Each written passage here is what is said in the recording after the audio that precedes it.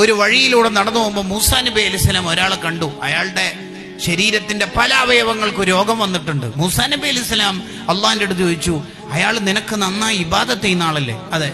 പിന്നെന്താ നീ ഇത്രമാത്രം പരീക്ഷിച്ചേക്കണത്? ധാരാളം പ്രയാസങ്ങളുണ്ടല്ലോ. മൂസാ നബി അലൈഹി സ്വലാമിനോട് അള്ളാഹ് പറഞ്ഞെന്താ അറിയോ?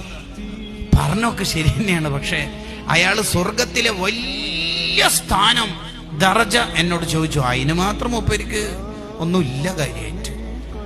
അപ്പോൾ പിന്നെ ആ ചോദിച്ചത് ഏതായാലും കൊടുക്കണല്ലോ, പാവല്ലേ.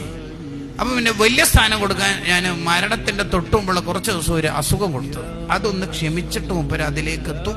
അപ്പൊ പിന്നെ നമുക്ക് ആ സ്ഥാനം കൊടുക്കുന്നതിന് പ്രശ്നമില്ല. അങ്ങനെ കടകള് ഒരു ദിവസം പനി ബാധിച്ചാൽ ഒരു കൊല്ലത്തെ ദോഷം പൊറുക്കുന്ന മതം നമ്മളെ മതം. കാലിന് മുള്ളു തറച്ചാൽ ക്യാൻസറും ട്യൂമറും വരണമെന്നൊന്നുമില്ല. നമുക്ക് കുടുംബത്തെ ഓർത്തിട്ട് ചെറിയൊരു ടെൻഷൻ, നാളെയാണല്ലോ ഭാര്യന്റെ ഓപ്പറേഷൻ, എന്ത് ചെയ്യറേ, ഇത്ര ക്യാഷും ആണല്ലോ, മക്കള് സ്കൂള് തുറക്കലായല്ലോ, യൂണിഫോമും ഇൻസ്ട്രുമെന്റ് ബോക്സും ടിഫിനും എല്ലാം പാടാകുമ്പോ അത്യാവശ്യം ചെലവുണ്ടല്ലോ, എന്ത് ചെയ്യും?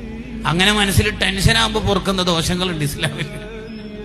മൂമിൻ അനങ്ങിയ കൂലിയ, മൂമിനായി കൊടുത്താൽ മതി, വേറൊന്നും വേണ്ട. മുഅ്മിൻ അനങ്ങിയ കൂലിയ.